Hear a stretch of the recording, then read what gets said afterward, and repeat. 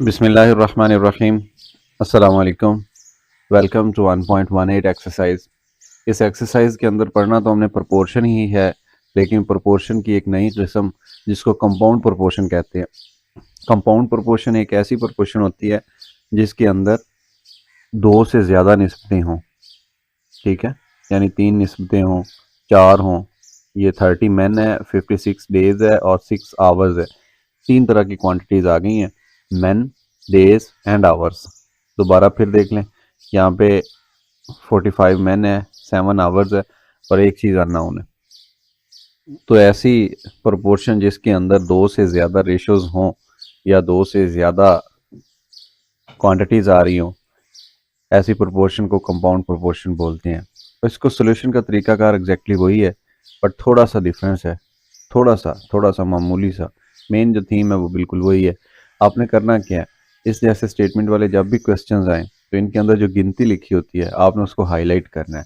सबसे पहले ये देखें 60 वुमेन, ये सेकंड क्वेश्चन आ गया। फर्स्ट की बात करें 30 मैन, 30 मैन एक आ गई क्वांटिटी, फिर 56 डेज और फिर 6 आवर्स।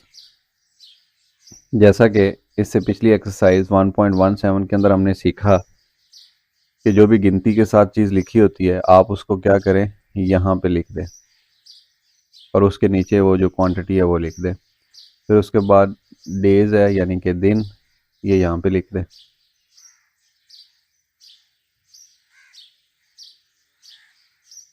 और तीसरे नंबर पे है आवर्स, इसको यहाँ पे लिख दें। अगली दफ़ा लिख दें in how many days 45 man, ये आ गया। Will repair the same road by working 7 hours a day. In how many days, कितने दिनों में, हाउ मैनी एक्स, अननाउन के लिए एक्स इस्तेमाल करना है। अब मैं दोबारा क्वेश्चन रीड करवाता हूँ, जो वैल्यूज़ थी वो इसके अंदर से हमने उठा के लिख ली हैं। 30 मैन रिपेयर अ रोड इन 56 डेज, 30 आदमी हैं और वो 56 दिनों के अंदर एक रोड मुकम्मल कर रहे हैं बाय वर्किंग 6 आवर डेली, रोज़ाना 6 घंटे काम करते हैं। अब यहाँ तक क्वेश्चन का आधा हिस्सा ख़त्म हो गया। ये पहली स्टेटमेंट, पहली लाइन आपने लिख दी। इन हाउ मैनी डेज, कितने दिनों के अंदर, कितने का मतलब ना मालूम, उसको एक्स का नाम दे दिया। 45 मैन विल रिपेयर, 45 आदमी रिपेयर करेंगे same road by working 7 hours daily, 7 घंटे रोजाना काम करके कितनी दिनों में कंप्लीट कर देंगे। अब देखें आदमी भी बढ़ चुके हैं और वक्त भी बढ़ चुका है, तो जाहिर बात है डेज कम लगेंगे, लेकिन हमने इसको प्रॉपर वे में सॉल्व करना है। प्रॉपर वे में सॉल्व करने का सबसे जो पहला तरीकाकार है वो ये होना चाहिए कि ये जो अननोन रकम है जिसके अंदर एक्स वाली, इसको एक साइड पे होना चाहिए, बराबर के एक साइड पे होना चाहिए। तो मैं क्या करता हूँ, मैं इधर लिख देता हूँ डेज। इसी तरह भी क्वेश्चन सॉल्व हो जाएगा जैसे लिखा हुआ है, लेकिन आसानी के लिए मैं कह रहा हूँ कि आप इसको इस साइड पे लिख लीजिए। ये लिख लिया, इधर से ख़त्म कर दें। और ये जो आवर है ये थोड़ा ज़्यादा दूर चला गया, इसको करीब ले आइए। आवर्स, 6 आवर्स और 7 आवर्स, इसको मैं रेज कर देता हूँ। लिखने का पता चल गया कि एक्स वाली रकम को एक साइड पे लिखना है। और फिर ये भी आपने सीखा हुआ है कि एक्स वाली के साथ अपवर्ड एरो लगा लेना है। अब आवर्स को छोड़ दें, आप इसको इग्नोर करें, इसके ऊपर हाथ रख लें। अब मैं तो यहाँ हाथ रख नहीं सकता, तो मैं क्या करता हूँ, सिर्फ डेज और मैन के दरमियान ये फाइंड करता हूँ कि प्रोपोर्शन कौन सी है, डे और दूसरा क्या है, मैन है या आदमी है। ये खुद से सोचें कि जब आदमी बढ़ेंगे, ज़्यादा आदमी काम करेंगे तो कम दिन लगेंगे। ऐसा नहीं होता कि आप मकान बना रहे हैं तो आप अगर मज़दूर वहाँ पे ज़्यादा सरे लगा दें तो कम दिनों में आपका मकान तैयार हो जाएगा। तो पता चला जो डेज होते हैं और जो आदमी होते हैं काम करने वाले वर्कर, उनके दरमियान इनवर्स प्रोपोर्शन होती है, एक निशान ऊपर की तरफ दूसरा नीचे की तरफ। अब क्या करें कि ये जो डेज है इसको मैन जो आदमी, इसको छुपा लें और डेज की जो रेशो है वो आवर्स के साथ फाइंड करें, प्रोपोर्शन सॉरी, आवर्स के साथ, घंटों के साथ आवर्स। ठीक, डेज वाली एरो अपवर्ड हमने लगाई हुई है। और आवर्स देख लें कि जब एक आदमी या कुछ आदमी हैं वो ज़्यादा दिन काम करेंगे, ज़्यादा दिन काम करेंगे, ज़्यादा दिन, तो उन्हें थोड़े घंटे खपना पड़ेगा। और अगर थोड़े दिन काम करेंगे तो उन्हें ज़्यादा घंटे काम करना पड़ेगा वही कंप्लीट करने के लिए। मिसाल के तौर पे ये एक दीवार है, ये दीवार है, ये मज़दूरों ने बनानी है। अगर वो चाहते हैं कि इनके ऊपर ज़्यादा दिन लगे तो फिर उनको चंद घंटे काम करना पड़ेगा थोड़े। वो चाहते हैं कि इन्हें वो 50 दिनों में तैयार करें, फिर वो डेली एक एक घंटा काम करते रहें। लेकिन अगर वो चाहते हैं कि यही काम 50 की बजाय 7 दिनों में कंप्लीट हो तो फिर उन्हें ज़्यादा घंटे काम करना पड़ेगा डेली। तो डेज और आवर्स के दरमियान जो प्रोपोर्शन है वो इन्वर्स का है, एक निशान ऊपर की तरफ, दूसरा निशान नीचे की तरफ। ठीक है, डेज के साथ क्योंकि हम अपवर्ड लगा चुके हैं पहले ही, इसलिए आवर्स के साथ डाउनवर्ड साइन यूज़ करेंगे। तो ये होता है सबसे जो आप कह लें ट्रिकी काम, कि जिसके अंदर निशान लगाने होते हैं। जैसे ही निशान लग जाएंगे उसके बाद क्वेश्चन इंतहाई आसान है। जहाँ जहाँ पे एरो हेड है, ये एरो हेड, वो बटे के नीचे आ जाएगी रकम। अब एक्स वाली साइड पे इसलिए रखी थी क्योंकि इसने बराबर के एक साइड पे आना था, इस वजह से। दरमियान में अगर आती है ना तो वो कन्फ्यूजन होती है नए बच्चों के लिए। 30/45 हो गया, फिर उसके बाद ये 6/7 हो गया, ये मल्टीप्लाई 6/7।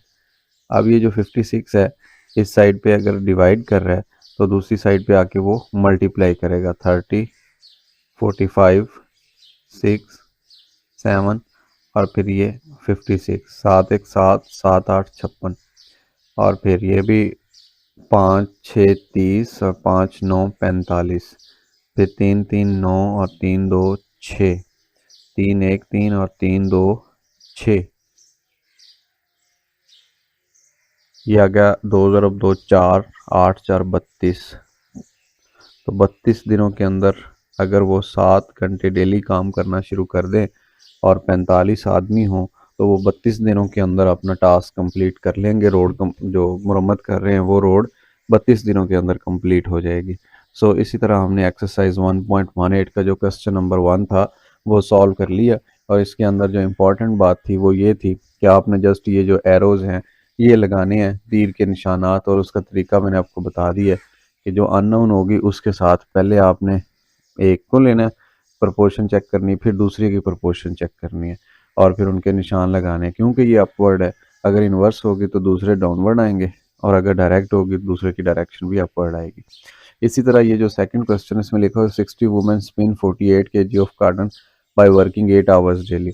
अगर 60 ख़वातीन हैं वो 48 kg ऑफ कॉटन स्पिन करती हैं, मतलब वो जो चरखे वगैरह पे उसको करना होता है ना, सेटिंग करनी होती है, वो 48 kg है, 8 घंटे डेली काम करती हैं।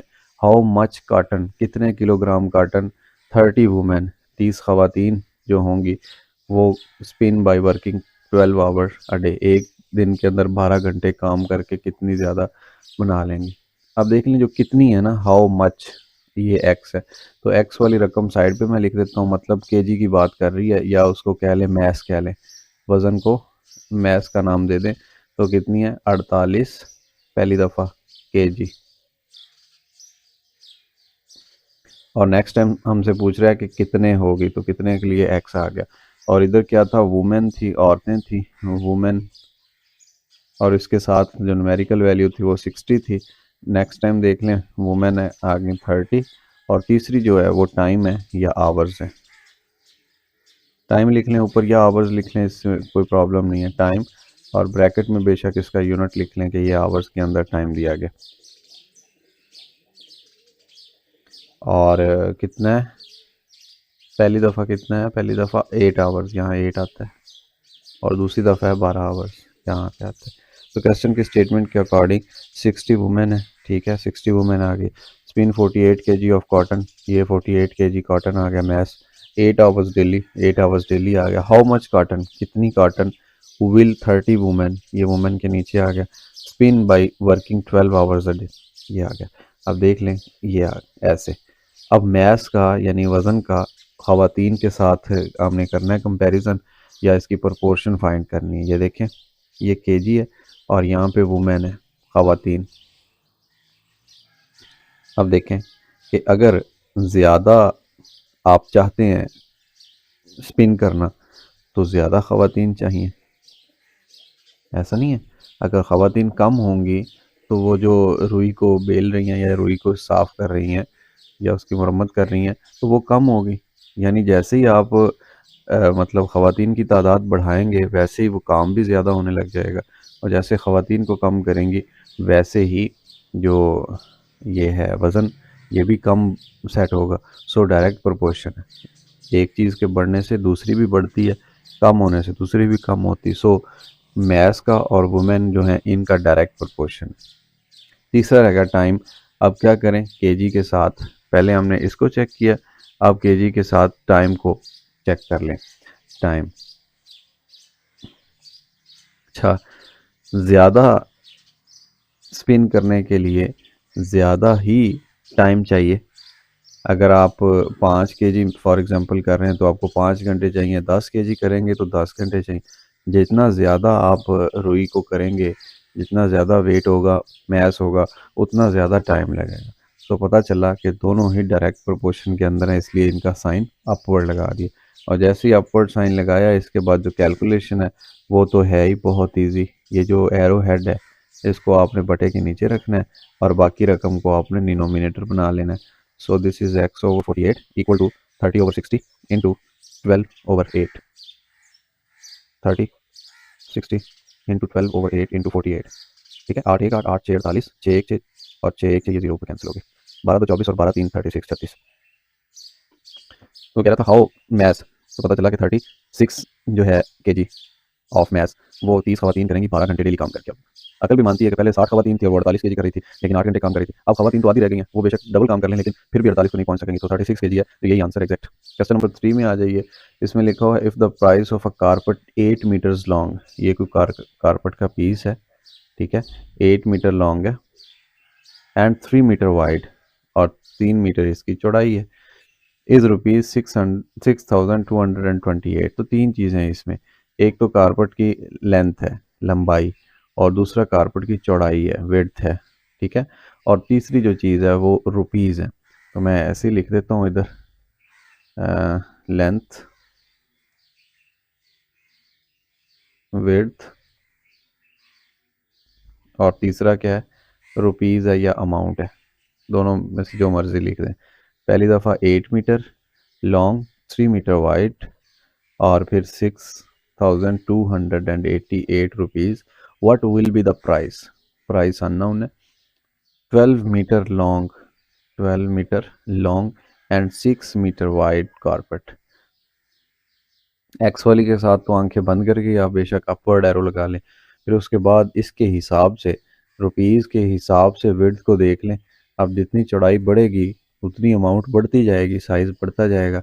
सो रुपीज़ और विड्थ के दरमियान डायरेक्ट प्रोपोर्शन है। सिमिलरली अगर हम रुपीज़ को कंपेयर करें, इसका प्रोपोर्शन ले लेंथ के साथ, तो ये भी डायरेक्ट बनेगा, बिकॉज जितनी लेंथ बढ़ेगी उतने पैसे भी बढ़ते जाएंगे, रुपीज़ बढ़ते जाएंगे। दैट्स वाई ये डायरेक्ट प्रोपोर्शन का क्वेश्चन है। जो हेड वाली साइड पे है एरो हेड, उसको आपने डिनोमिनेटर बना देना और जो दूसरी साइड पे रकम होती है उसको आपने डिनोमिनेटर बनाना होता है। अब आप सोच रहे होंगे कि शायद ये एक्स वाली रकम इस साइड पे आनी चाहिए थी, बेशक आप इसको लेफ्ट साइड पे लिख लें, बेशक इसको राइट साइड पे लिख लें, लेकिन ये है कि ये किनारे पे हो, हमने इसको बराबर की साइड पर रखना होता है, सो ये किनारे पे होनी चाहिए। अब ये 6288 यहाँ पे बटे के नीचे डिवाइड कर रहा है, जबकि दूसरी साइड पे ये मल्टीप्लाई होगा ऐसे, ठीक है। अब आप तो कैलकुलेटर यूज़ कर नहीं सकते, 3 1 3 3 2 6 2 1 2 2 4 8 4 1 4 4 3 12। अब जो बाकी बच गया वो बच गया ये वाला 3, इससे मल्टीप्लाई होगा, तो इसे मल्टीप्लाई कर देते हैं रफ वर्क में, 6288 मल्टीप्लाई 3, 8 3 24, 8 3 24 और 2 26, 3 2 6 और फिर हासिल वाला 8 6 3 18, ये बन गया 18,864 रुपीज़।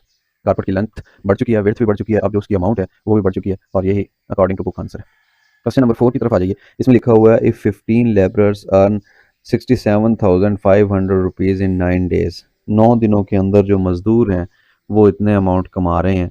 तो पहली जो गिनती है उसके साथ मज़दूर लिखा हुआ है, दूसरी जो गिनती है उसके साथ अमाउंट है, तीसरी जो गिनती है उसके साथ डेज है। तो तीनों चीज़ें, हाउ मच मनी, तो मनी को हमने एक साइड पे लिखना है, how much money rupees, amount क्या लें और इसका यूनिट क्या है, ये रुपीज़ के अंदर है, पाकिस्तानी रुपीज़ कितनी है, 67,500 रुपीज़ है। दूसरा क्या, मज़दूर हैं, इनको लेबरर लिख लें, उर्दू में मज़दूर लिख लें, मैन लिख लें, आपकी मर्ज़ी है, लेबरर्स, और ये कितने हैं, 15 है। डेज़ कितने काम करते हैं, 9 दिन, 9 डेज़। क्वेश्चन का दूसरा हिस्सा, हाउ मच मनी, तो अमाउंट के नीचे एक्स आ जाएगा, अननाउन। विल 10 लेबरर, 10 जो मज़दूर हैं अर्न इन 12 डेज़, 12 दिनों के अंदर वो कितनी कमाएंगे। बाकी छोड़ दें, किसी आपने ये गिनती वगैरह को देखना ही नहीं है कितने बढ़ गए कितने कम हो गए। बस आपने एक्स वाली के साथ एक अपवर्ड एरो लगाना है। उसके बाद अमाउंट और लेबर को देख रहे हैं, मज़दूरों के जो मज़दूर होते हैं और रकम होती है, ये रकम और ये मज़दूर। अब देखो मज़दूर अगर बढ़ेंगे, पहले मज़दूर मिसाल के तौर पे 50 है, अगर मज़दूर 100 हो गया तो अब 100 मज़दूर रकम ज़्यादा कमाएगा या कम कमाएगा। मज़दूर बढ़े तो जो कमाई वाली रकम है वो भी बढ़ गई, तो पता चला दोनों का जो निशान है वो एक तरफ होंगे, यानी डायरेक्ट प्रोपोर्शन होगी। फिर उसके बाद क्या करना है, आपने जो प्रोपोर्शन चेक करनी है वो दिनों के साथ चेक करनी है। यहाँ पे डेज हैं, दिन, और रकम है। अब फॉर एग्जांपल एक मज़दूर है, वो ज़्यादा दिन काम करेगा तो फिर ज़्यादा रकम कमाएगा, थोड़े दिन काम करेगा तो थोड़ी रकम कमाएगा। तो पता चला कि जो अमाउंट है उसकी जो प्रोपोर्शन दिनों के साथ होती है वो भी डायरेक्ट है। ज़्यादा दिन काम करेंगे तो ज़्यादा कमाएंगे, थोड़े दिन काम करेंगे तो थोड़ा कमाएंगे। बस यही हमने पहचान करनी थी कि इसके अंदर प्रोपोर्शन कौन सी हैं, और वो हमें पता चल गई हैं। जो एरो हेड के साथ रकमें हैं उनको लिखना है बटे के नीचे, और जो बाकी रकमें हैं उनको लिखना है बटे के ऊपर, और इनको जो कैंसिल करना है, डिवाइड करना है, वो आप कर लीजिएगा और आपका क्वेश्चन सॉल्व हो जाएगा। ठीक है, अब इसमें देख लें 12 15 इंटू 12 9 6 7 500 ये, और इधर अननोन एक्स है। अब इसको हमने कैंसिल करना है, तो कैंसिल किस तरह करेंगे, 3 5 15 और 3 4 12, 5 1 5 और 5 2 10, ये कैंसिल हो रहा है, 6 जमा 7 13 5 18 3 पे। ठीक है, 3 3 9 और फिर 3 2 6 3 2 6 1 आसल 3 5 15 3 0 0 3 0 0 और 2 2 4 जमा 5 9, ये फिर 3 पे कैंसिल हो रहा है, 3 1 3 3 7 21 1 आसल 3 5 15 और फिर ये 700 आ गई। अब देख लें, 4 ज़रब 2 8 इधर बच गया, और इधर क्या बच गया 7500। इनको मल्टीप्लाई करें, 8 0 0 फिर 8 0 0 फिर 8 5 40 4 असल, फिर 7 8 56 और 4, ये 56 और 4 60 होता है। पहले देख लें 15 मजदूर काम कर रहे थे, अब 10 मजदूर काम कर रहे हैं, 15 से 10 हो गए, कम हो गए तो कम पैसा कमाएं। पहले 67,000 था, अब 60,000 कमा रहे हैं। टिल लगा लें, दिन जितने मर्जी काम कर रहे हैं लेकिन उनको तो नहीं पहुंच सकते। सो अकॉर्डिंग टू बुक 60,000 जो है उनकी कमाई, वो आंसर है। क्वेश्चन नंबर 5, इसमें देख लें 70 man can complete a wall 150 metre long in 12 days. दीवार है, उस दीवार को बना रहे हैं, और कितने आदमी हैं, 70। यहाँ पे लिख लें, चलें बाद में लिखते हैं। और ये 3 मिकदारें हैं, 3 चीज़ें आ गई हैं। इसमें लिखा है हाउ मैनी मैन, तो जो मैन है उसको आपने साइड पे रखना है। ठीक है, हाउ मैनी, एक्स वाली रकम, मैन, ये आदमी है जनाब, और ये लेंथ है, और लेंथ का यूनिट कौन सा है, मीटर है, ये भी याद रखिएगा, मीटर, मीटर के अंदर है। और साथ में दिन आ गए हैं, days. 70 men can complete a wall in one of 150 meter long in 12 days. How many men, कितने आदमी, will complete the wall of 600 meter length in 30 days। Length भी बढ़ा दी और दिन भी बढ़ा दिए। अब हमने मालूम करना है कि कितने आदमी हमें चाहिए। तो पहले तो आदमी जो मैन है अननोन, इसका लेंथ के साथ मालूम कर लें।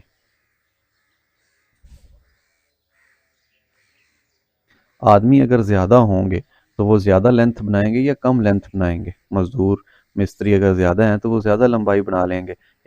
इसको देखना ही नहीं है, इसको एक कंसीडर कर लें, एक दिन के अंदर देख लें। ठीक है, नीचे वाली गिनती देखनी नहीं, इसके ऊपर जब आप ऐसे हाथ रखें या उंगली रखेंगे ना तो ये एक बन जाएगा। तो सोचें कि आदमी बढ़ गए हैं, और क्या वो एक दिन के अंदर ज़्यादा लेंथ बनाएंगे या कम लेंथ बनाएंगे दीवार की, ज़्यादा बनाएंगे डेफिनेटली। सो दोनों के डायरेक्शन एक जैसी है, तो ये अपवर्ड एरो यूज़ होगा, this is direct proportion.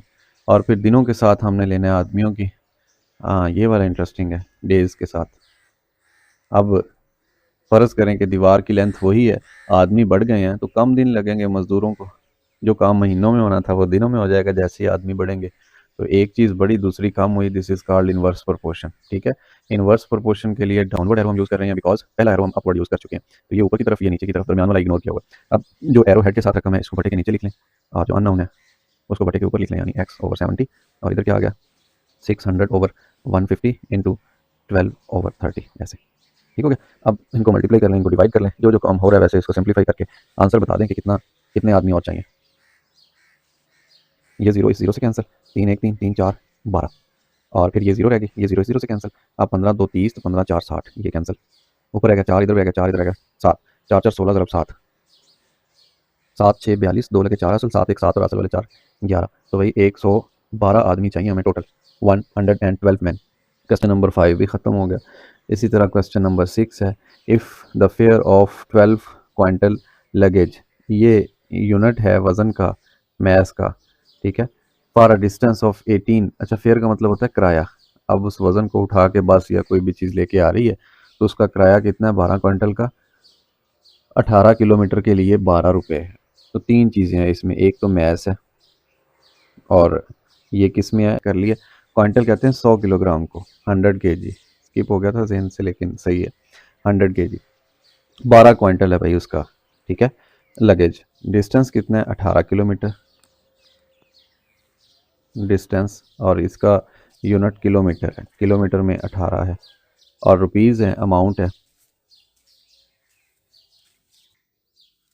Amount कितनी है 12 रुपये।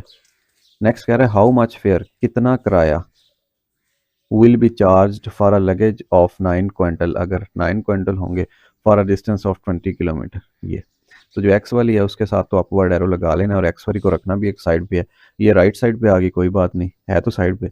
अब अमाउंट का डिस्टेंस के साथ आपने इसका प्रोपोर्शन फाइंड करना है।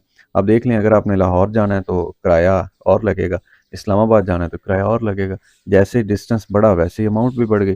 सो पता चला कि अमाउंट और डिस्टेंस के दरमियान हमेशा ये वाला डायरेक्ट प्रोपोर्शन हुआ करेगा, सो अपवर्ड एरो। उसके बाद है मैस यानी क्वांटल का अमाउंट के साथ। अब जिस भी गाड़ी पे आपने सफ़र करना है वो आपको कहेगा भाई आपका सामान ज़्यादा है, आपको ज़्यादा पैसे देने पड़ेंगे, एक चीज़ ज़्यादा है दूसरी भी ज़्यादा, ठीक है। अगर आपका सामान कम है तो कम पैसे, ज़्यादा है तो ज़्यादा। एक चीज़ के बढ़ने से अगर दूसरी चीज़ भी बढ़ जाती है तो उसको डायरेक्ट प्रोपोर्शन कहते हैं। और फिर सोल्यूशन के अंदर क्या करना है आपने, जो उसकी हेड वाली रकम है एरो हेड, उसको बटे के नीचे रखना है। So this is x over 12 and equal to 20 over 18, और ये 9 ओवर 12। इस चीज़ को कैंसिल आउट कर लें, ये जो 12 इधर है दोनों तरफ मल्टीप्लाई कर दें, उधर से खत्म हो गया और इधर आके ऐसे अपेयर हो गया। 12 कैंसिल विद क्या, 9 एकम 9, 9 दो 18, 2 1 2 और 2 10 20। सो अब कितने रुपए चाहिए, रुपीज़ 10 चाहिए। तो एक्स का जवाब जो है वो 10 रुपीज़ आ गया। आपका ये क्वेश्चन भी खत्म हो गया। क्वेश्चन नंबर 7 में आ जाइए। इसमें लिखा हुआ है 14 मैसन्स, मैसन का मतलब मजदूर, 14 मजदूर, सॉरी 14 है। 14 masons can build a wall in 12 metre of 12 metre high in 12 days। इस जैसा क्वेश्चन एक पहले भी हम सॉल्व कर चुके हैं। सो पहले क्या है, मैसन्स यानी मिस्त्री, कितने हैं 14 है, कितने मीटर लॉन्ग है, लेंथ लिख लें या लॉन्ग लिख लें एक ही बात है, और ये किस में है, मीटर में है, 7 यूनिट अगर लिख लें तो बेस्ट होता है। 12 मीटर है, और डेज कितने हैं, डेज इसमें लगेंगे जनाब 12। First time, how many masons will be, how many masons will be needed to build a wall of 120 metre high in 7 days। ठीक हो गया। अब देखिए मैसन्स है और लेंथ है, इन दोनों के दरमियान हमने प्रोपोर्शन फाइंड करना है। अगर मिस्त्री ज़्यादा होंगे तो वो ज़्यादा लेंथ बनाएंगे। इस जैसा क्वेश्चन एक पहले भी सॉल्व कर सकें। ये ऐसा नहीं हो सकता कि मिस्त्री बढ़ जाए और लेंथ कम हो जाए, नहीं, मिस्त्री बढ़ेंगे तो लेंथ भी बढ़ जाएगी। दूसरा, मैसन्स का दिनों के साथ हमने मालूम करना है। अगर मिस्त्री बढ़ेंगे तो काम जल्दी ख़त्म हो जाएगा, कम दिन यूज़ होंगे।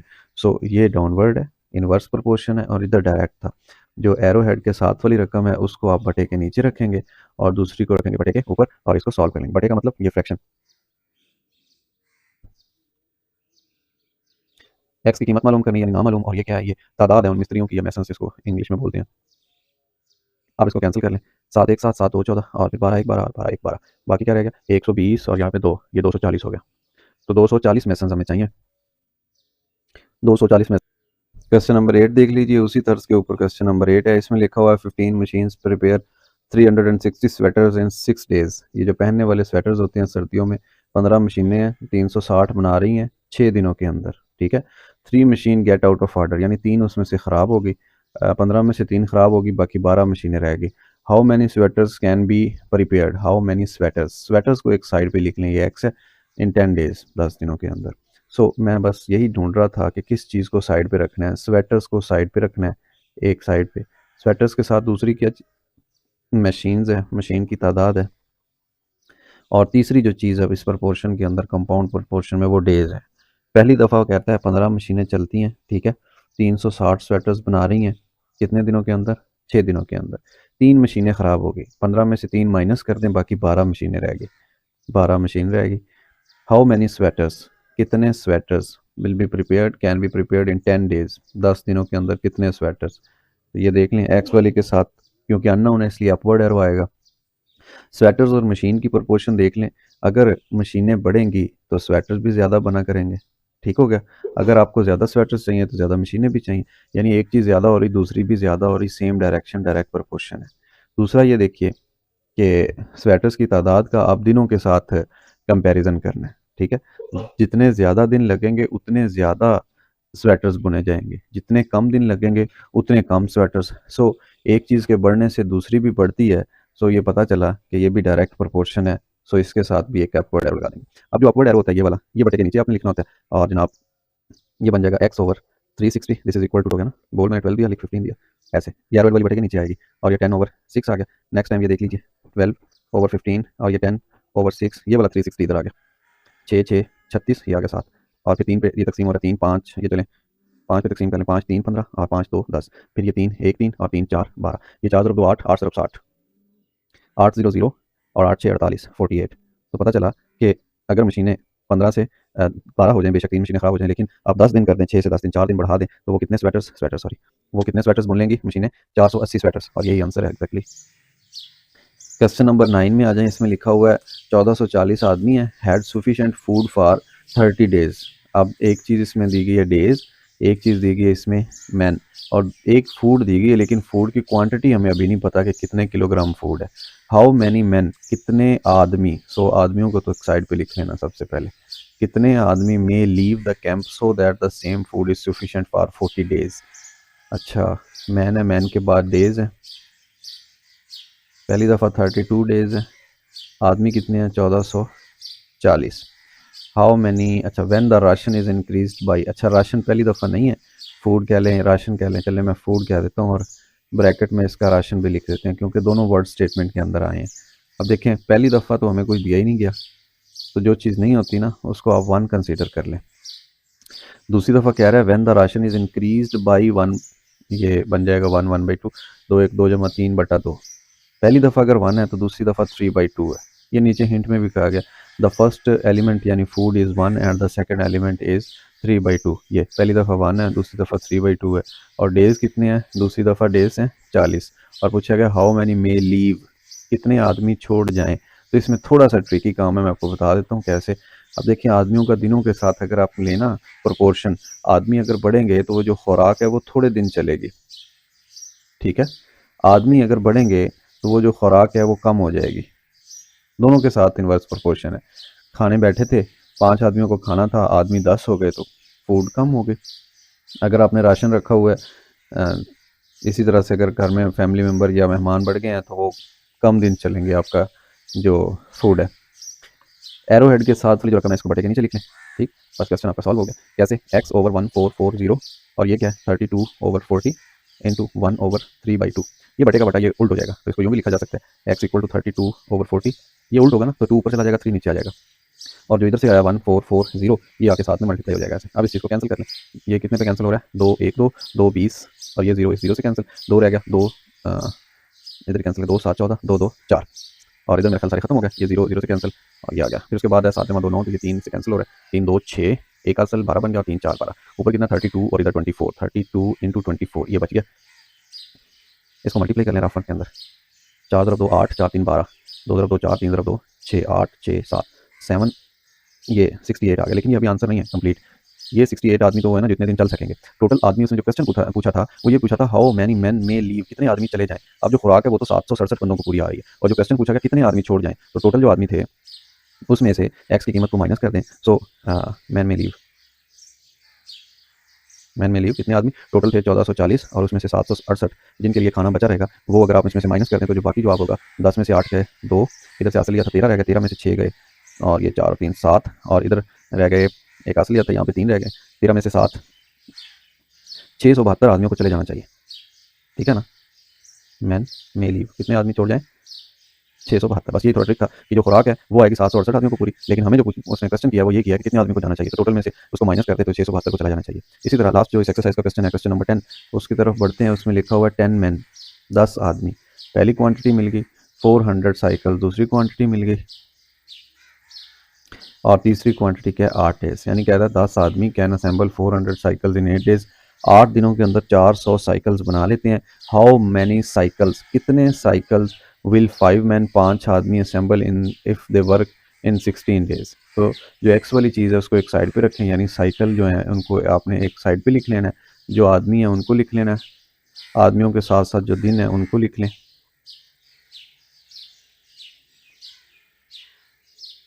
अब इनकी क्वांटिटी नीचे पुट कर दें, कह रहा 10 मैन 10 आदमी, अब इसमें न्यूमेरिकल नहीं है बल्कि इंग्लिश में 10 लिखा हुआ है। 8 डेज कितनी साइकिल्स बनाते हैं 400, 400 साइकिल बना लेते हैं। How many cycles will 5 man assemble in 16 days, 16 दिनों के अंदर। ये अपवर्ड एरो। अब देखें साइकिल्स हैं, ज़्यादा साइकिल्स बनाएं तो ज़्यादा आदमी रिक्वायर होंगे, ठीक है, ज़्यादा साइकिल ज़्यादा आदमी, डायरेक्ट प्रोपोर्शन।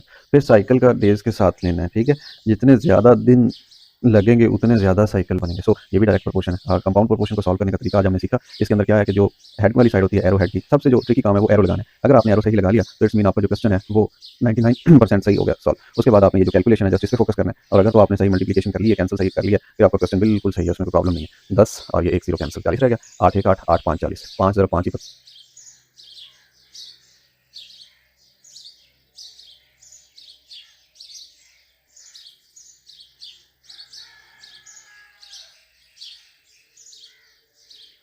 अब देखें पहले भी 400 साइकिल्स बन रही थी, लेकिन पहले आदमी ज़्यादा थे, अब आदमी आधे हो गए, आदमी आधे हो गए और दिन पहले कम थे, अब डबल कर दिए, दिनों को डबल कर दिया गया, आदमियों को हाफ कर दिया गया, इसीलिए जो पहले साइकिल्स बन रही थी अब भी उतनी ही साइकिल्स बन रही हैं, इनमें फ़र्क नहीं पड़ा। So answer is 400 and this is right answer. Question number 10 भी ख़त्म हो गया और एक्सरसाइज नंबर 1.18 भी ख़त्म हो गई। एक ही लेक्चर के अंदर हमने तमाम एक्सरसाइज को सॉल्व किया। कुछ क्वेश्चन ज़ाहिरी बात है आपको ऐसे नज़र आए जिनके अंदर मैंने स्पीड बढ़ा दी थी, और ख़ास तौर पे जो कैलकुलेशन थी सिर्फ उस एरिया की स्पीड मैंने ज़्यादातर बढ़ाई है। आई होप कि आपको ये लेक्चर समझ आया होगा कंपाउंड प्रोपोर्शन को कैसे सॉल्व करना है। फिर भी अगर आपको कोई प्रॉब्लम हो, समझ ना आई हो, या कहीं से मिस्टेक हो, या आपके जहन के अंदर कोई अबहाम हो, तो आप कमेंट सेक्शन के अंदर यूट्यूब पे मुझसे पूछ सकते हैं। और दूसरा ये कि आपको व्हाट्सएप का ये नंबर दिया गया सामने, आप इस व्हाट्सएप के नंबर पे भी मेरे साथ कांटेक्ट कर सकते हैं। अपने दोस्तों के साथ इन लेक्चर सीरीज़ को शेयर कीजिए, अपने उस्ताद से इसका तज़किरा कीजिए, और अपना बहुत सारा ख्याल रखिए। अल्लाह हाफ़िज़।